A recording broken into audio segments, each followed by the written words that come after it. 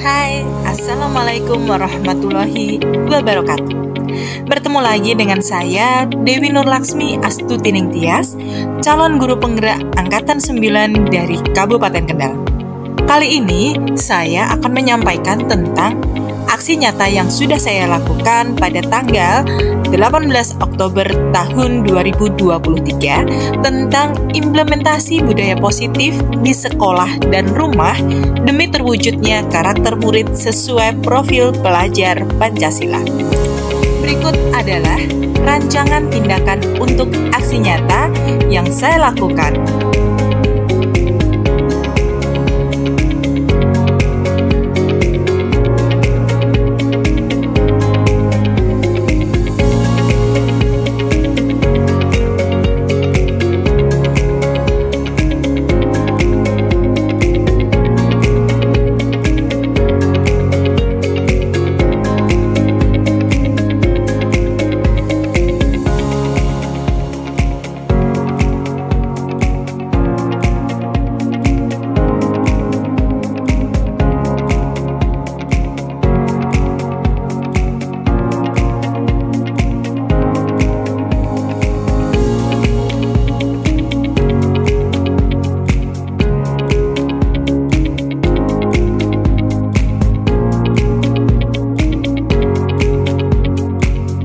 Assalamualaikum warahmatullahi wabarakatuh. Alhamdulillahirabbil alamin wa bihi nasta'inu 'ala umuri dunya waddin wa sallallahu ala sayyidina Muhammadin wa ala alihi washabihi ajma'in. Amma ba'du. Puji syukur senantiasa kita panjatkan kepada Allah Subhanahu wa taala yang telah memberikan karunia kepada kita semua sehingga pada hari ini kita dapat berkumpul bersama. Tak lupa selawat serta salam kita haturkan kepada Nabi Muhammad SAW.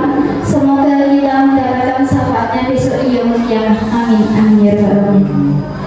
Yang terhormat Ibu Siti Solekat selaku Kepala Sekolah SDN 4 Bayurin, yang kami hormati Bapak Ibu guru serta tamu undangan. Terima kasih telah berkenan hadir di tempat ini. Pada kesempatan ini saya selaku pembawa acara akan membacakan susunan acara sebagai berikut. Yang pertama, pembukaan. Kedua, doa. Ketiga, sambutan kepala sekolah. Keempat, pemaparan materi. Kelima, sesi diskusi. Keenam, penutup. Untuk membuka acara destinasi pagi hari ini, marilah kita baca basmalah bersama-sama. Bismillahirrahmanirrahim. Selanjutnya, doa. Mari kita baca surat Al-Fatihah bersama-sama untuk membuka acara pagi hari ini. Semoga diberi kelancaran. A'udzubillahiminasyaitonirrajim. Bismillahirrahmanirrahim. Alhamdulillahirabbil alamin. Arrahmanirrahim. Maliki yaumiddin. Iyyaka na'budu wa iyyaka nasta'in. Ihdinas shiratal mustaqim. Shiratal ladzina an'amta 'alaihim ghairil maghdubi 'alaihim waladdallin. Amin. Selanjutnya adalah sambutan yang akan disampaikan oleh Ibu Kepala Sekolah Ibu Siti Solekat. Diperkenalkan Haji.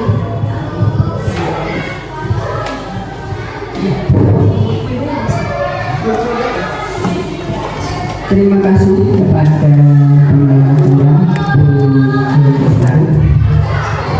Assalamualaikum warahmatullahi wabarakatuh. Waalaikumsalam warahmatullahi wabarakatuh. Bismillahirrahmanirrahim. Alhamdulillahirabbil alamin. Wa bihi nasta'inu 'ala umuri dunya waddin. Assalatu wassalamu ala asyrafil anbiya'i wal mursalin sayyidina Muhammadin wa ala alihi washabihi ajma'in. Amin. Yang saya hormati Bapak dan Ibu guru SD 4 Bayurin serta ibu-ibu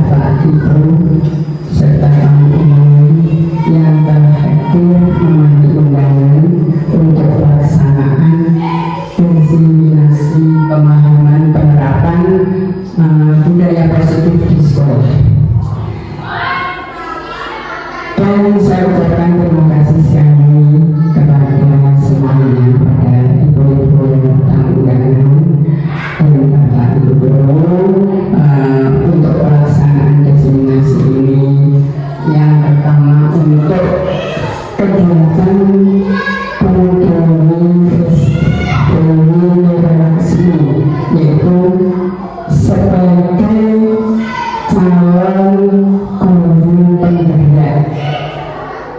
Nah, ini kegiatan-kegiatannya sangat padat, sehingga untuk pelaksanaan tugas-tugas yang harus dipenuhi, kita juga berinvest kepada Bapak dan Ibu serta murid dan panjenengan semua sebagai wali murid. Dan untuk itu maka saya ucapkan terima kasih kepada semua yang hadir ini. Semoga nanti kegiatan eksaminasi ini dapat berjalan lancar dari awal sampai akhir dan menghasilkan yang lebih baik. Dan bagi Bu Dewi Laksmi itu supaya tugasnya nanti bisa terpenuhi dengan baik dan dengan mendapatkan predikat yang baik, yang lebih baik lagi, ya. Kemudian untuk kegiatan CPG ini Bapak Ibu, ini juga akan nantinya membawa dampak bagi kita semua, ya, bagi siswa, bagi Bapak Ibu guru, kemudian juga bagi panjenengan, yaitu untuk pembelajaran dan kegiatan-kegiatan yang lain yang ada di sekolah itu nanti akan membawa dampak bagi pengalaman-pengalaman yang didapat dari guru penggerak. Ya, semoga nanti Bu Dewi Laksmi untuk kegiatan guru penggerak ini dapat lancar dari awal sampai akhir dan dapat menjadi teladan bagi teman-teman yang ada di instansi ini, khususnya dan bagi Bapak Ibu guru yang ada di Kecamatan Sidoarjo, dan dapat menyampaikan ilmunya yang didapat. Karena untuk kegiatan CPG ini tidak hanya 1-2 hari, 1-2 bulan, tapi sampai 6 bulan seperti kuliah. Nah, itu nanti akan membawa dampak yang lebih baik bagi kita. Dan semoga kita dapat kerjasama antara guru, wali murid, lingkungan masyarakat, dan juga siswa-siswa kita. Itu saja yang bisa saya sampaikan. Mohon maaf apabila ada tutur kata yang kurang berkenan. Kita akhiri wabillahi taufiq wal hidayah. Wassalamualaikum warahmatullahi wabarakatuh. Terima kasih atas sambutannya. Acara selanjutnya adalah pemaparan materi yang akan disampaikan oleh Bu Dewi Laksmi SPD. Mohon persilakan.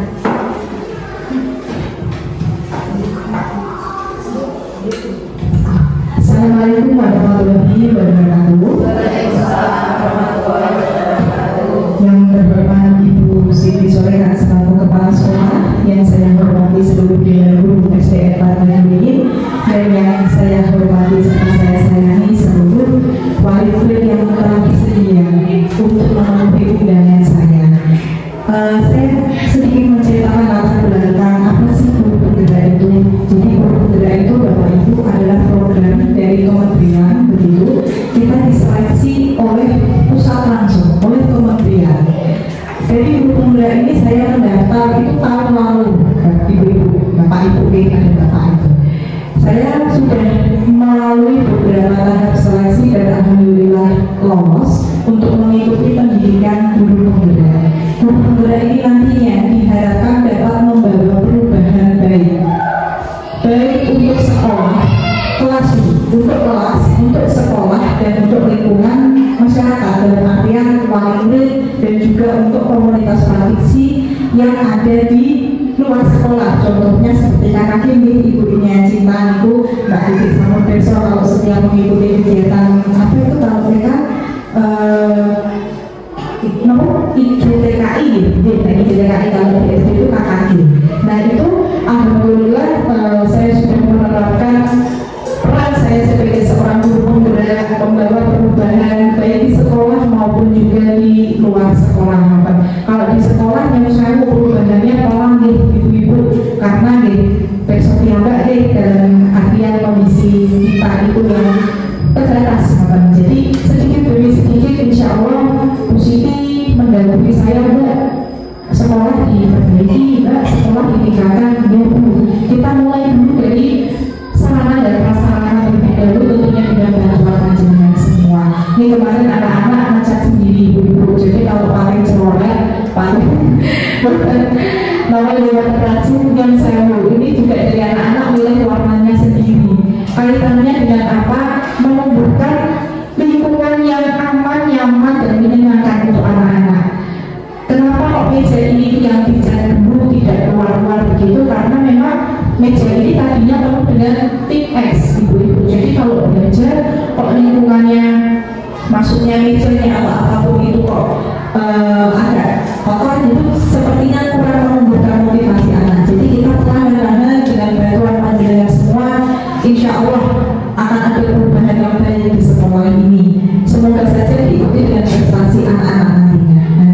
Nah ini Bapak Ibu, mengapa saya mengundang panjenengan semua? Sebenarnya diseminasi budaya positif ini cukup diguru saja kalau di tugas saya. Jadi saya mendiseminasikan kepada guru-guru, namun kalau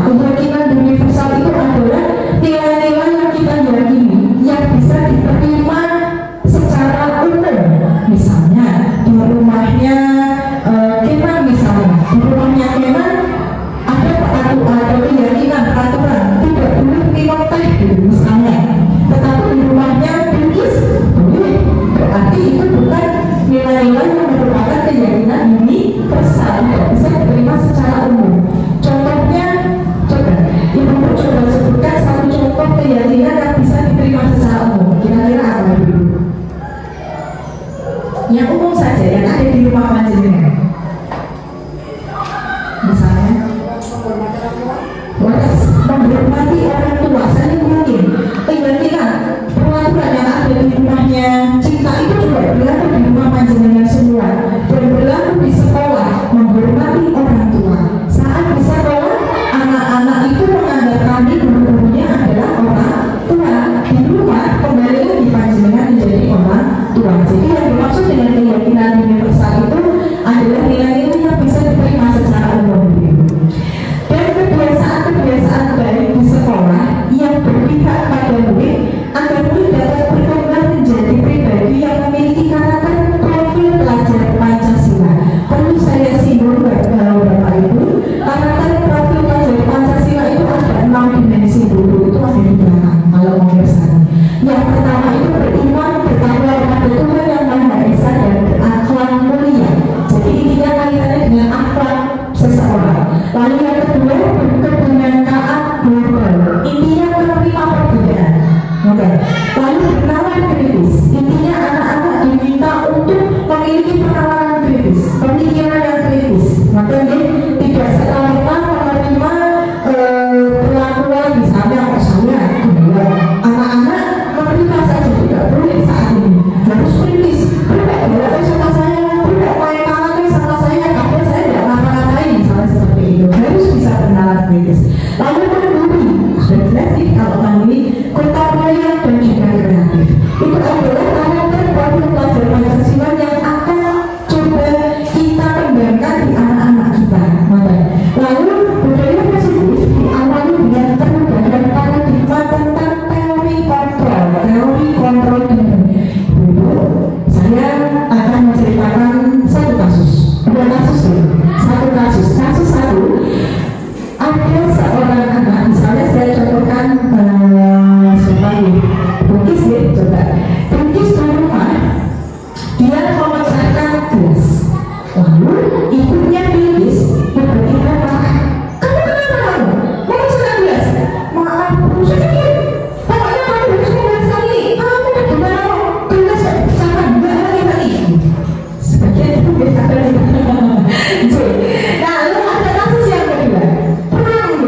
Bukis memecahkan gelas. Lalu ibunya Bukis datang ke rumah. Kenapa Bukis? Ini ibu saya memecahkan gelas. Kenapa kok bisa pecah? Tadi saya terpleset sama minyak yang ada di lantai bawah. Oh iya, tadi ibu yang menumpahkan minyak belum ibu bersihkan. Oh jadi alasan memecahkan gelas itu ya.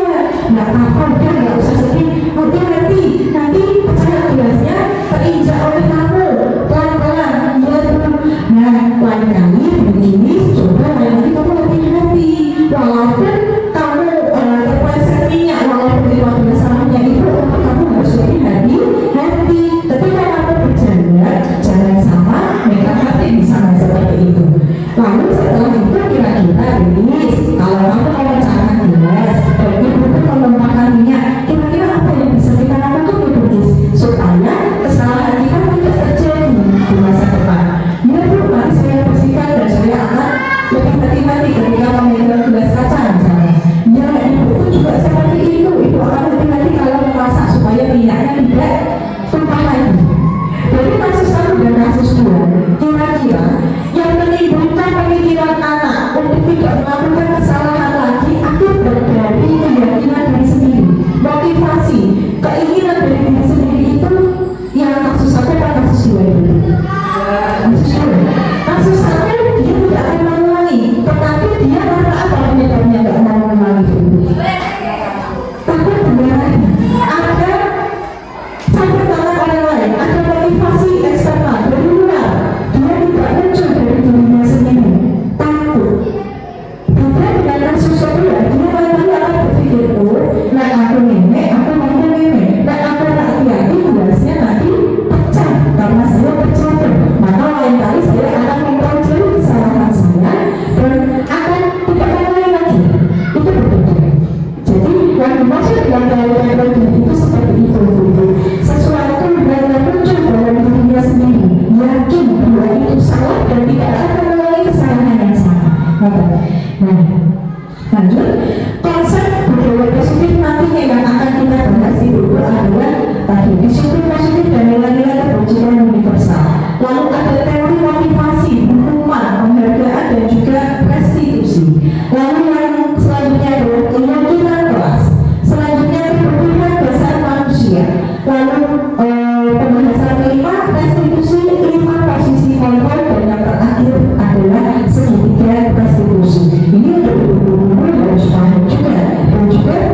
untuk panjenengan semua.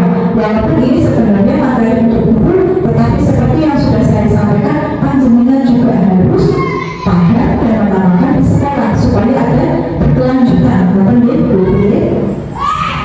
Nah, coba kita bahas yang pertama tentang positif dan nilai-nilai kebajikan yang besar. Sekarang kita akan mencoba sebuah percobaan. A itu adalah Anda. Jadi di sini ada dua-dua, ada yang satu sendiri yang tidak bisa menemani. Di sini nanti sama saya nih. Atau nanti bisa awal-awal aja nggak apa-apa. Baik, yang A itu adalah Anda. Pilih salah satu dulu. Tugas Anda adalah menempatkan salah satu tangan Anda. Menempatkan itu seperti ini. Coba Anda bayangkan bahwa Anda menyimpan sesuatu yang sangat berharga, beremas, berlian, pokoknya yang jadi berharga sekali. Anda perlu menjaga benda tersebut sempurna tenaga Anda karena cukup pentingnya untuk kehidupan Anda. Intinya ini yang jadi penting banget. Pokoknya kalau hilang itu berpengaruh terhadap kehidupan Anda. Yang satunya adalah rekan Anda. Tugasnya adalah mencoba dengan segala cara untuk membuka kepalan tangan tadi. Teman Anda boleh membaca, boleh menghargai, boleh mengintimidasi, boleh memarahi, boleh membodoh, boleh mengkritik, bahkan menemani Anda ulang agar Anda bersedia membuka kepalan tangan Anda. Coba sekarang dipraktekkan. Berbicara sama kami, bapaknya berbuka-buka, lulus bapaknya berbuka-buka. Dan Anda entah bagaimana caranya bapak ini memiliki berbeda kita buka jenengan ibaratnya yang berkata jenengan terpengaruh fatal ini. Boleh, silakan dicoba.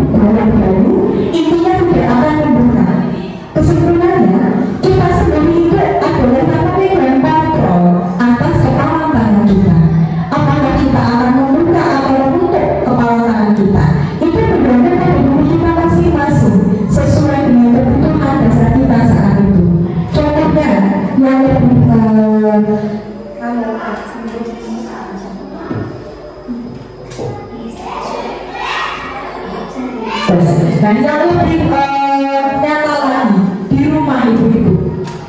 Ketika panjenengan sebagai orang tua, lalu ada anak yang menghargai panjenengan, buka-buka, apakah panjenengan akan menerima begitu saja? Tidak. Karena panjenengan memiliki prinsip bahwa saya adalah orang tua dan anak harus menghormati orang tua. Mau anak mau menghargai, mau anak membujuk, mau panggil namanya panjenengan kakak ibu. Misalnya anak saya panggil saya nggak mama tapi Dewi, saya nggak mau. Karena apa? Karena saya adalah orang tua. Itu pun juga berlaku pada panjenengan semua. Panjenengan harus dipanggil ibu karena orang tua. Yang mau belum dipanggilnya Fisyufi, misalnya apa itu coba tidak menghormati gitu. Pokoknya itu adalah prinsip panjenengan. Panjenengan tapi nggak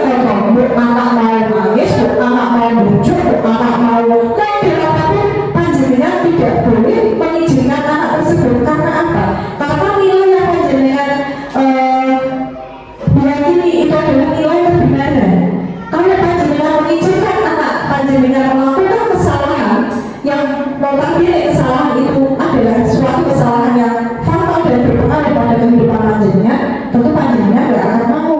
Makanya panjenengan harus memegang teguh peraturan, dan itu pun hanya panjenengan diri sendiri yang memegang kontrol atas apapun yang terjadi pada hidup panjenengan.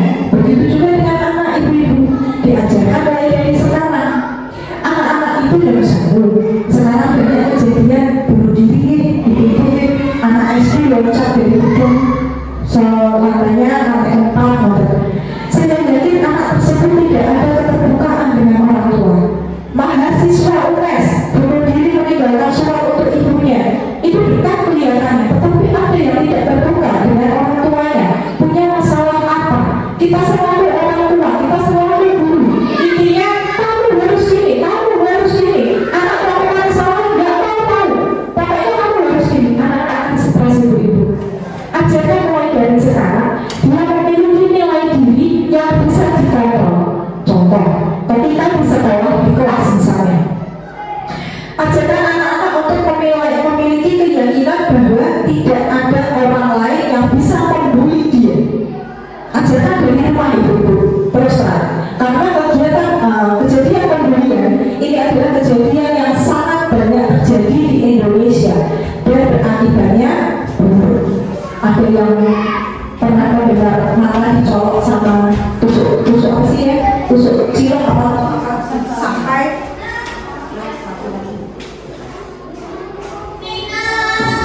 bukan, tetapi setelah berpisah tidak ada kebutaan atau tidak ditemukan, itu pun juga tidak antisipasi.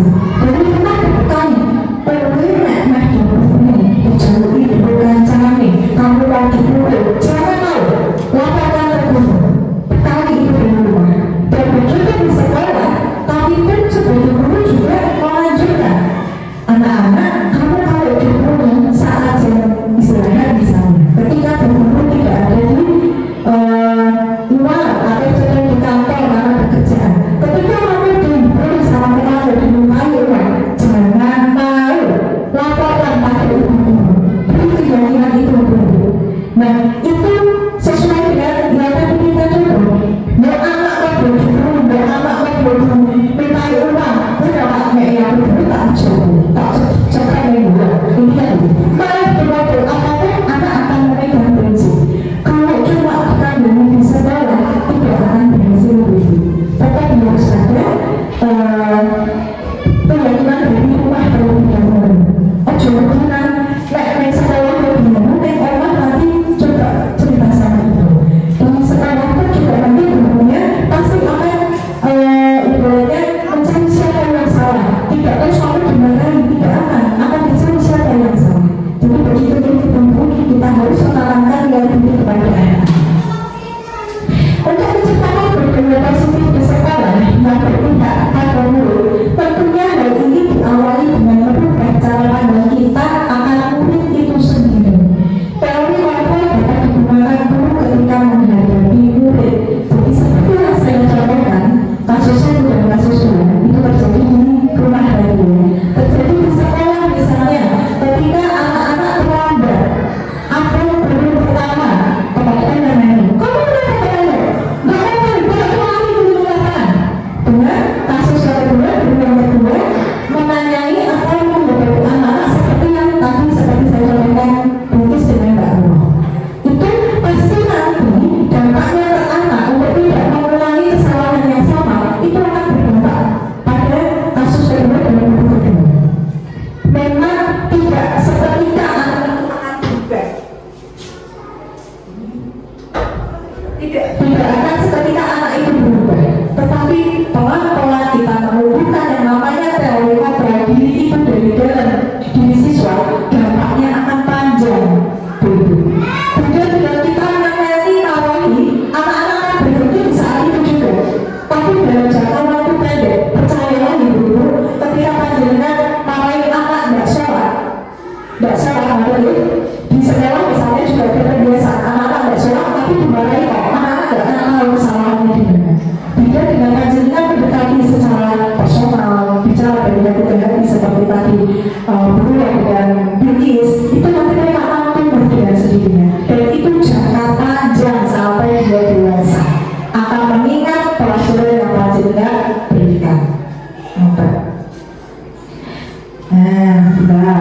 Ini ada teori makro.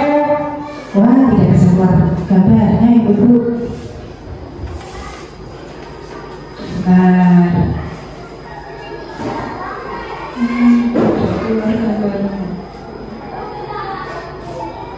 sinyalnya nggak ada sebentar.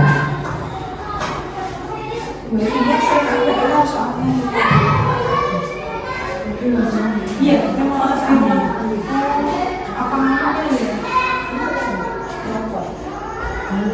Sinyal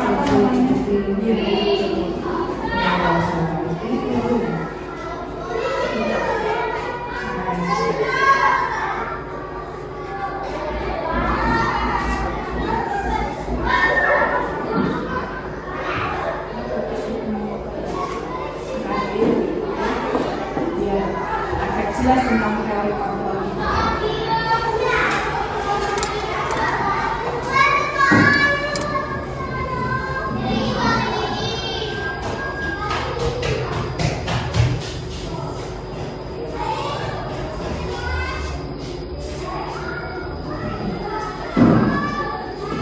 Ini teori kontrol dari Dr. William Glasser itu. Teori ini merumuskan beberapa miskonsepsi, konsep yang salah, pemahaman yang salah tentang makna kontrol. Tapi dikatakan teori kontrol ini ada miskonsepsinya, ilusi atau suatu bayangan bahwa mengontrol murid. Bukan seperti itu. Teori kontrol itu bukan mengontrol murid harus begini, murid harus begini, tidak. Lalu ada lagi miskonsepsi yang kedua, ilusi bahwa kritik dan membuat rasa bersalah mampu menguatkan narator. Seperti yang sudah saya jelaskan pada kasus 1 dan kasus 2, itu tidak bisa menguatkan narator baik pada anak itu. Lalu ilusi bahwa orang dewasa berhak memaksa. Selama ini kita besar dengan orang tua yang memaksa sebagian besar. Bahkan kita waktu itu sekolah SD orang iso buku pernah, saya pernah. Jadi ketika guru saya ngajari sesuatu, saya berbicara pada teman, tiba-tiba ya buku orang cenderung. Tapi kalau sekarang orang dewasa tidak berhak memaksa anak. Lalu ilusi bahwa semua penguatan positif efektif dan bermanfaat. Penguatan positif contohnya ini, apa yang terlambat dengan ada marah misalnya. Tapi itu tidak perlu seperti itu. Misalnya pulang dia terlambat lain-kali, tapi mereka tetap laku. Itu penguatan positif. Itu dia benarnya hal yang baik, tetapi caranya tidak semuanya efektif dan juga bermanfaat. Lalu untuk kita belum bisa selesainya. Nah, ini selama ini Ibu dan juga Ibu yang kita lakukan itu adalah ini. Coba kita lihat satu-satu tentang teori stimulus respon. Kebutuhan kita sama. Selama ini kita sebagai guru ngajari anak materinya sama. KKN-nya 170 misalnya. Tapi anak-anak dengan program emisi harus dijadikan dengan materi yang sama. Selama itu seperti itu. Lalu semua orang melihat hal yang sama. Guru melihat murid bertutur kata tidak ada perbedaan. Yang ketiga, kita mencoba mengubah orang agar berpandangan sama dengan kita. Saya berpandangan anak harus bentuk pembagian, maka anak pun juga harus memahami pembagian Apa? Harus memahami perkalian itu apa? Sesuai dengan pandangan dari guru. Lalu perilaku guru dilihat sebagai suatu kesalahan, seperti tadi memecahkan gelas itu suatu kesalahan. Perbuatan guru, padahal ternyata ada cerita di balik kesalahan atau tindakan yang dilakukan oleh anak. Orang lain bisa mengontrol saya. Selama ini anak-anak murid-murid menganggap bahwa guru bisa mengontrol dia. Kamu harus belajar ini, kamu harus bisa ini, gitu. Lalu yang selanjutnya, perasaan ada pada saat berjuta bergerak. Misalnya Viola tidak mau maju lomba misalnya, atau Faiz atau Kina atau siapa pun, Cah, kamu ya ikut lomba ya, nanti tak kasih 100.000, tak kasih 40.000. Berkali-kali dicoba akhirnya memaksa. Kamu tidak ikut lomba, tak keluar dari sekolah. Itu selama itu stimulus respon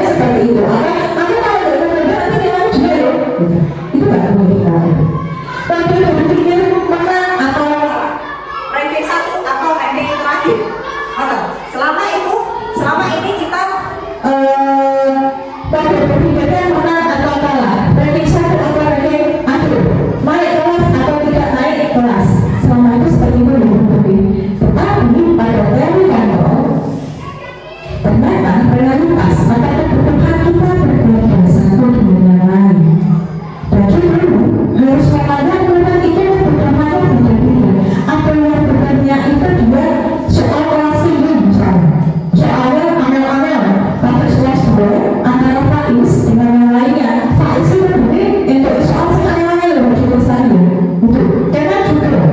Terus misalnya lagi untuk yang Arfi, karena Arfi masih belum bisa membaca dengan lancar, maka nggak bisa kita kasih soal seperti yang diterima oleh anak-anak lain yang di kelas 2. Nah, lalu yang selanjutnya setiap orang memiliki gambaran berbeda di kelas 4 misalnya saya memandang matematika itu susah Bu, satunya lagi saya memandang bahasa Indonesia itu susah. Kalau dulu semua harus gampang kabeh, bisa kabeh. Kok sekarang tidak? Anak-anak berhak memiliki gambaran yang berbeda. Nah, lalu selanjutnya kita berusaha memahami pandangan orang lain tentang dunia.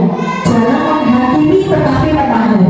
Makanya misalnya saya memandang S4 Bandung itu bangunannya bagus, ada lagi memandang bangunannya jelek. Misalnya mungkin memandang Pak Ageng itu galak, ada lagi memandang Pak Ageng itu gak galak.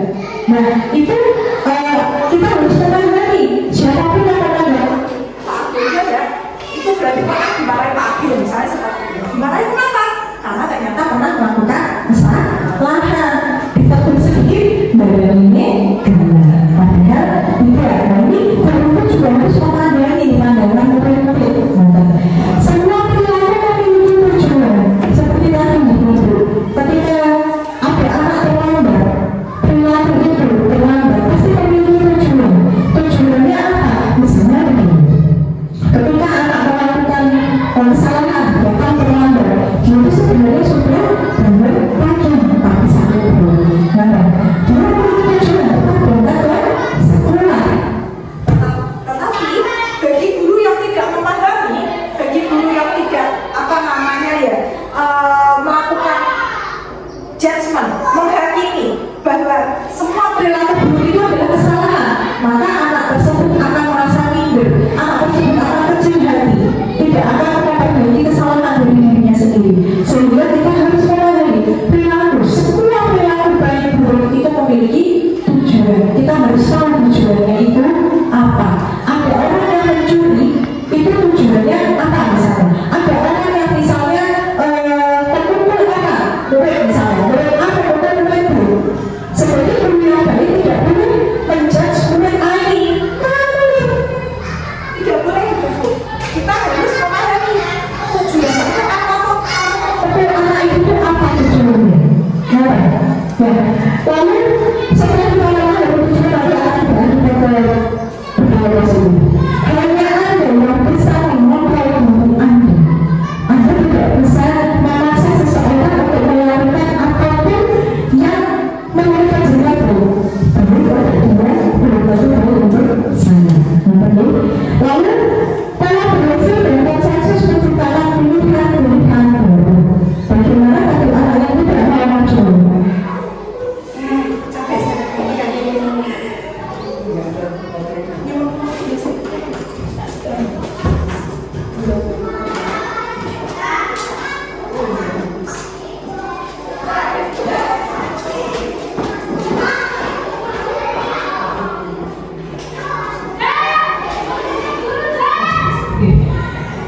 Daripada saya memaksa, bagaimana jika saya mencoba untuk minta melakukan pendekatan yang lebih personal? Saya nggak mau ingin memberikan kasih suatu takut berat kalau saya kalah, ya pasti nanti kita akan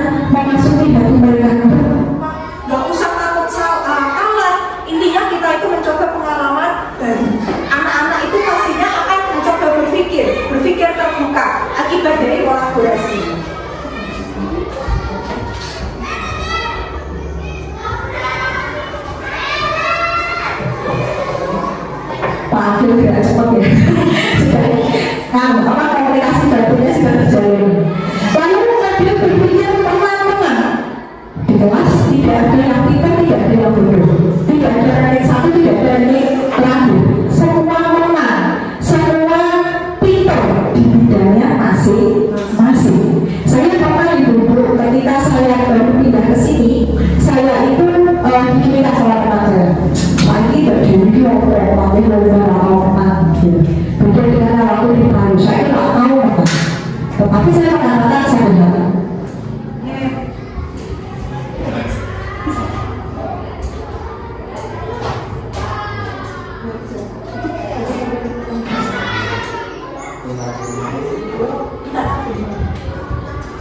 Lalu saya mengatakan, oke, kamu ketika melatih anak, kamu bisa menang.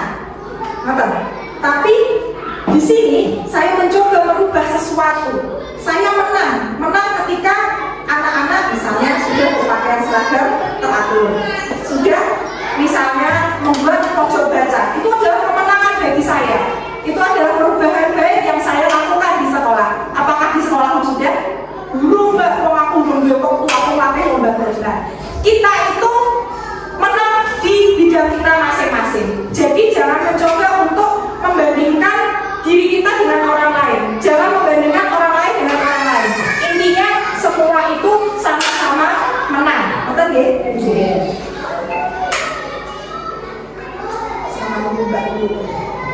Dalam rangka menciptakan lingkungan positif, salah satu strategi yang perlu kita tinjau kembali adalah penerapan disiplin di sekolah ini atau di rumah. Apakah sesungguhnya arti dari disiplin itu sendiri? Menurut jenengan, setelah mendengarkan tadi saya berbicara panjang lebar, disiplin itu apa itu?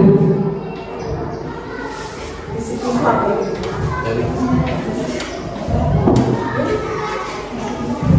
Disiplin itu apa? Harus apa itu? Harus tepat waktu. Bukan, harus tepat, intinya harus tepat waktu. On time. Lalu? Sesuai aturan. Lalu?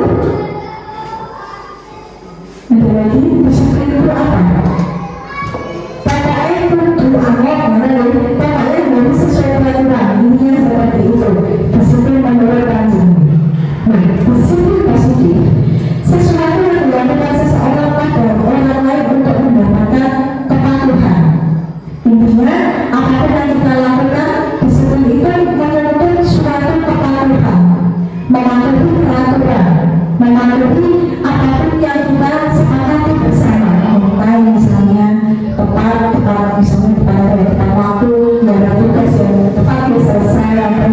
Lalu yang kedua, cara kita mengontrol diri dan bagaimana menguasai diri untuk memilih tindakan yang mengacu pada nilai-nilai yang kita yakini.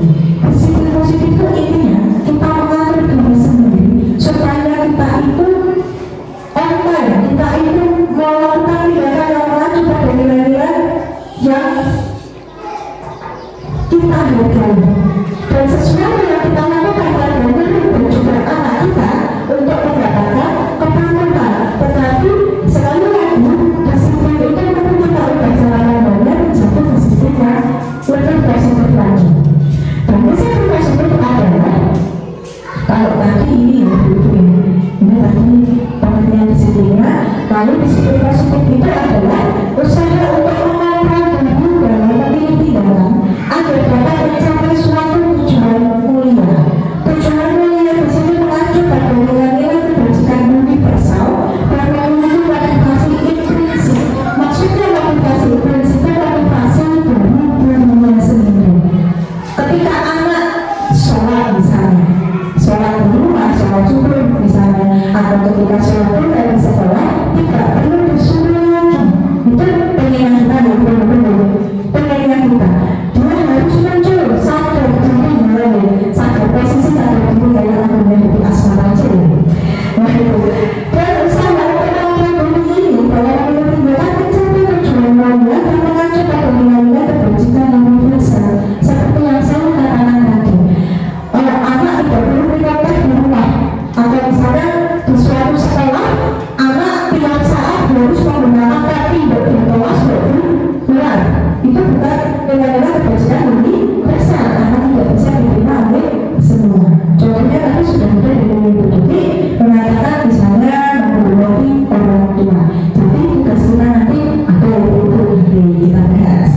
Yang kedua disiplin positif. Nah, nilai-nilai kebajikan universal adalah sifat-sifat positif manusia yang merupakan tujuan mulia yang ingin dicapai setiap individu. Dalam hal ini guru di sekolah, anak-anak harus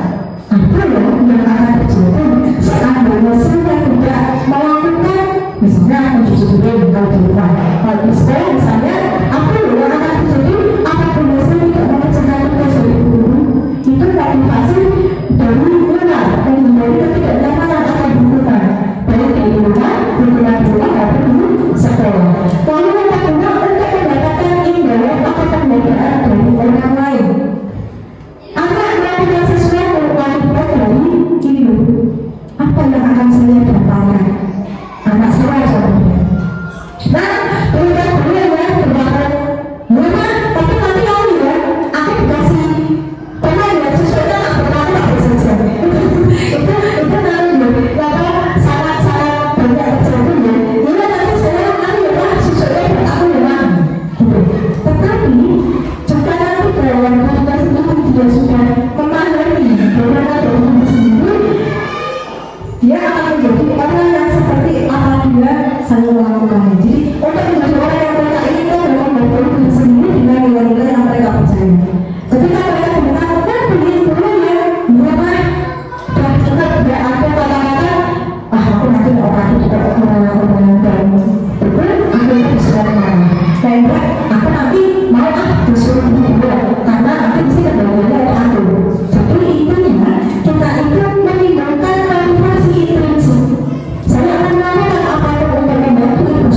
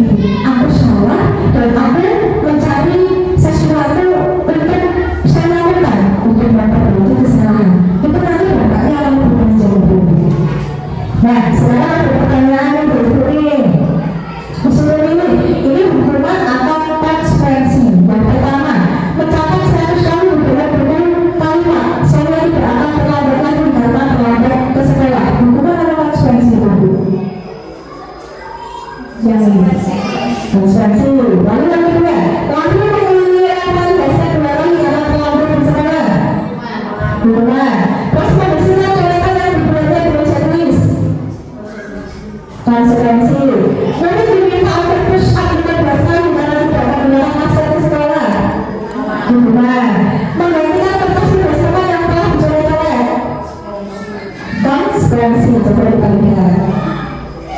Yang pertama itu hukuman ibu-ibu. Mencatat buku mencatat 100 kali karena sifatnya ini mendekat. Anaknya tidak mungkin merencanakan atau berada di sekolah ibu-ibu. Tetapi dia berkenan bersifat fisik mencatat dengan fisik. Lalu yang kedua hukuman. Betul. Yang ketiga konsekuensi. Dia membersihkan coretan yang dibuatnya dengan tulis. Ada solusinya, tetapi sudah ditentukan solusinya. Lalu yang terakhir selanjutnya adalah hukuman. Dan yang membedakan itu adalah konsekuensi. Jadi intinya ada kesalahan dan juga cara diperbaikinya kalau konsekuensi. Kalau hukuman itu tidak ada solusinya, tidak ada misalnya anak pelanggar kena diberi hukuman, dia tidak ada solusinya untuk memperbaiki kesalahannya.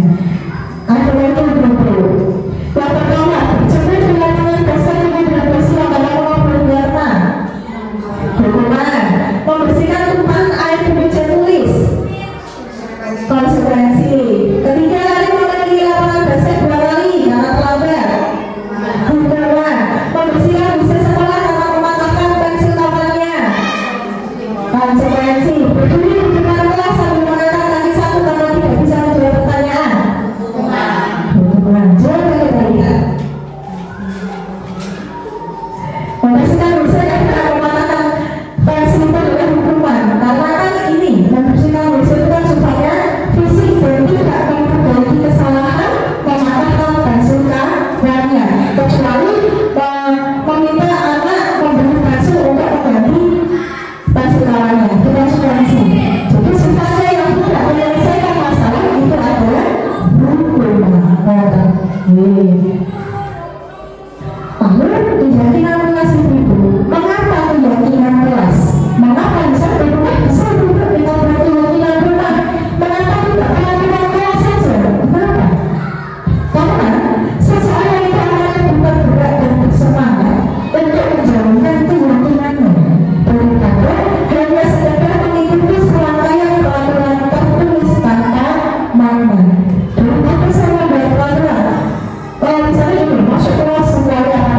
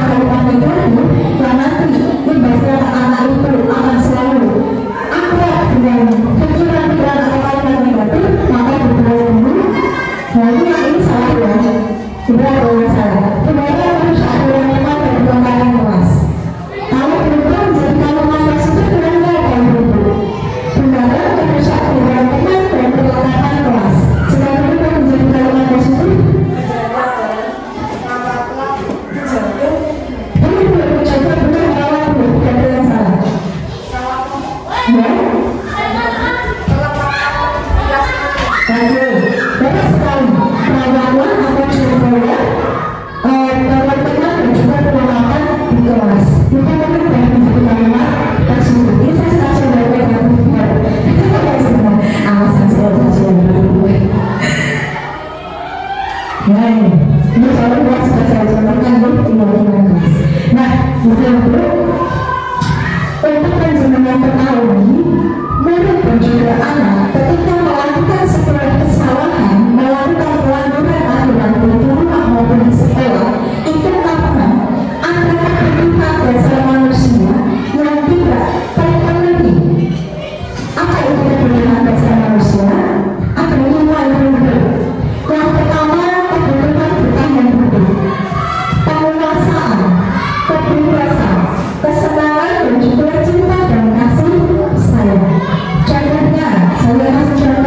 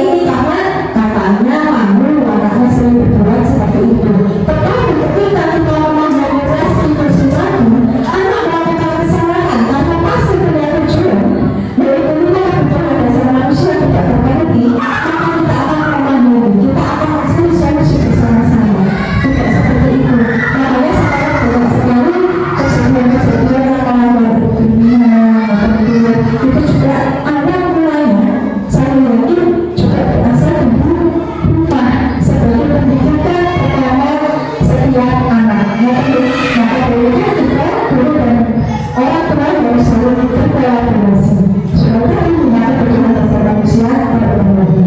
Nah ini mudah-mudahan dan juga yang muda kita coba melihat, kita refleksikan, kita melihat diri kita apa yang memang posisi netral untuk posisi netral ini sebagai orang dewasa. Apa yang pertama adalah kita berikan, yang kedua membuat merasa bersalah, ketiga teman, keempat sebagai penonton dan kelima sebagai manajer. Tujuannya apa? Mencoba nilai tubuh kita masing-masing apakah kita masuk ke salah satunya. Mari kita lihat seperti apa yang ada posisi kontrol itu. Kemudian, seorang pendekar itu bisa menggunakan berbagai fisik atau verbal, berbagai perkataan, menyerang fisik atau psikis anak. Kalau menggunakan fisik, tentu ya menyerangnya fisik. Misalnya berkata temanmu, teman-teman pasti melambat lagi, selalu berkata lambat, tapi sekarang itu bisa berkata temanmu dengan bersuara yang keras, tinggi, keras itu dua intinya. Hasilnya, teman-teman menurut marah, teman bendor, akan bersifat agresif. Anak mau bersifat terus, itu pasti akan menjadi anak yang bendor, anak yang membendor. Apa namanya tulisannya bendor itu kalau ada orang yang marah dan tidak terima, tulisan juga akan berontak, bersifat agresif. Teman-teman akan menyerang kita yang akan memberikan hasilnya terus. Karena apa yang berbisnis sebagai benar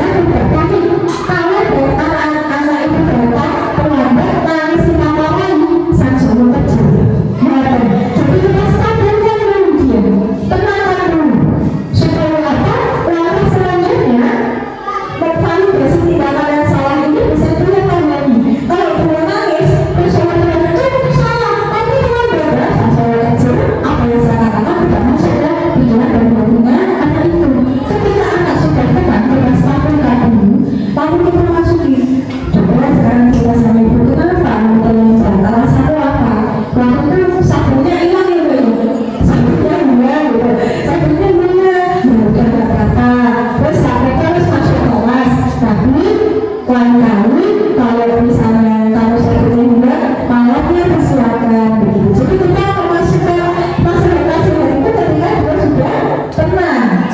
Tidak efektif dulu kayak kita malami anak pas nangis itu nggak efektif, nggak masuk. Setelah anak tahu bahwa salah, berarti kita sudah menenangkan, maka kita masuk ke langkah selanjutnya, menanyakan keyakinan. Nah, juga sekarang dia, kamu kan bertahu, kamu benar, kamu nangis pasti berarti kamu merasa bersalah. Tapi kalau itu tidak salah, tidak sesuai dengan keyakinan kelas ya. Iya, itu karena masalah coba. Datang pertama aku, pertama, tapi keyakinan tidak, keyakinan kelas itu bahwa kita kalian datang lebih baik pertama, iya saya yakin, oke, kalau saya yakin ke depannya, tapi mau keluarga aja ya sudah.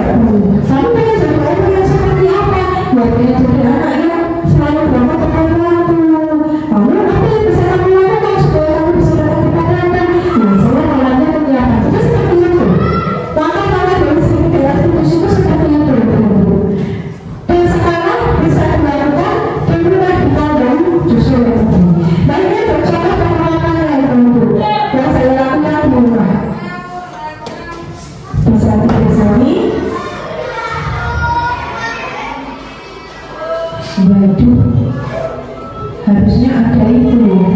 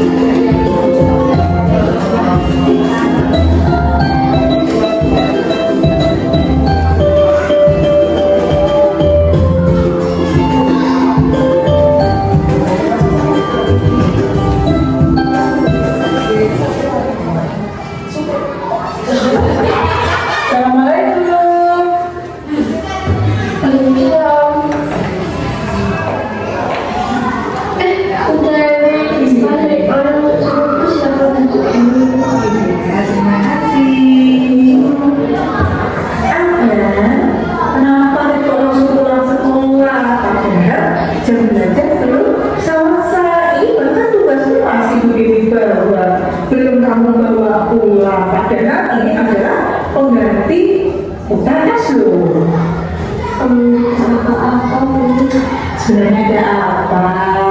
Kenapa kamu langsung memutuskan untuk pulang sekolah? Padahal jam pelajaran belum selesai. Tadi teman-teman Anda bercerita kalau Anda melakukan kekerasan ya sama Nathan ya, memukul Nathan ya. Apakah benar cerita dari teman-temanmu itu? Ya sudah, begitu tahu pasti setiap orang tuh pernah merasakan yang namanya marah dan jengkel. Nah sekarang Dewi tanya, apakah tadi kamu melakukan itu karena kamu marah?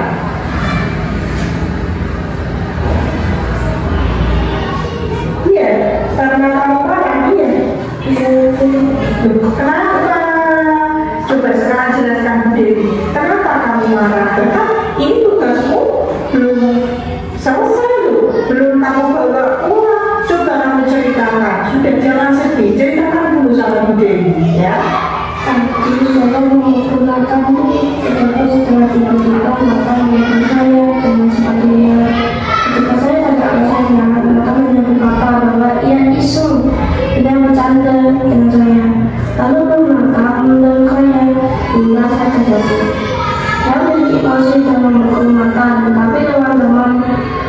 dari saya tuh. Benar aku? Iya. Oh, yang bilang gitu tadi ya. Iya, lalu Saya tidak malu dan segera mengantar tas lalu menarik pulang. Jadi begitu ya alasannya ya. Kamu memutuskan pulang, kamu merasa marah dan kamu juga merasa malu. Nah, tetapi Dewi mau bertanya, walaupun tadi Nathan melakukan perbuatan yang melempar sepatu tadi ya, itu pun juga sudah Dewi tegur dan dia juga sudah bersedia meminta maaf sama kamu. Tapi apakah itu merupakan tindakan yang benar? Tidak, Tidak, pintar sekali. Nah, sekarang Dewi mau tanya, kalau menurutmu itu bukan tindakan yang benar ya, sampai-sampai tugasmu ini sampai ketinggalan di sekolah. Nah, coba ceritakan sama Dewi, keyakinan kelas apa yang kamu lakukan? saya pada dari kelas kami dimas seluruh bagian kelas untuk tidak berbuat kekerasan dan saya sebenarnya meyakini saya mohon maaf saya mengakui. Benar, kamu yakini keyakinan kelas kita itu bahwa kita tidak boleh menggunakan kekerasan di dalam kelas, benar? Benar ya? Iya benar. Nah, coba sekarang katakan sama si Dewi. Setelah kamu mengetahui bahwa tindakanmu itu keliru, tindakanmu itu salah, lalu apa yang bisa kamu lakukan untuk memperbaiki kesalahanmu itu? Saya akan mohon maaf atas kata dulu dan saya mengajak Nathan dan teman-teman untuk kembali mempelajari apa yang dalam kelas kita akan tidak akan lagi tindakan. Oh begitu. Nah, tugasnya banyak sekali kan.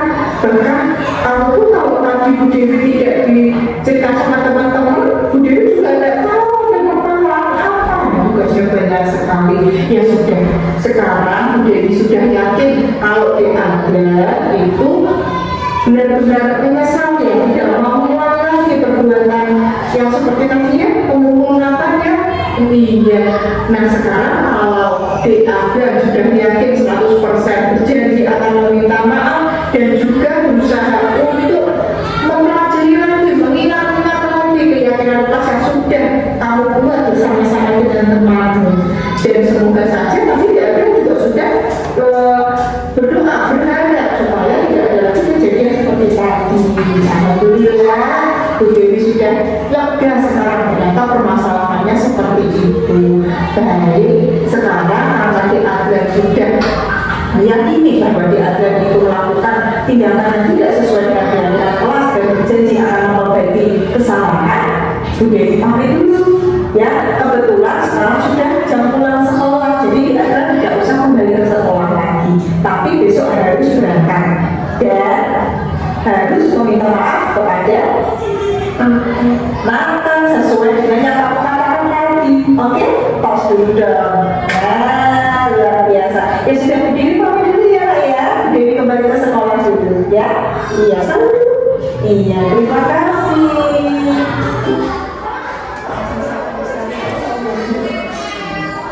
Dia ada 2 kasus tapi nanti terlalu lama.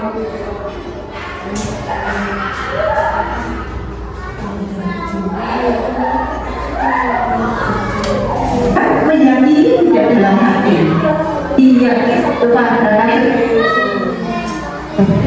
Assalamualaikum warahmatullahi wabarakatuh. Perkenalkan nama saya Adalah Ismail. Saya sangat senang sekali saat Bu Dewi tidak memberi saya hukuman ketika saya melakukan tindakan yang tidak sesuai dengan keyakinan kelas, yaitu tidak berangkat sekolah tanpa izin. Bu Dewi mau mengalami alasan saya dan memberi saya kesempatan untuk memperbaiki kesalahan saya. Terima kasih.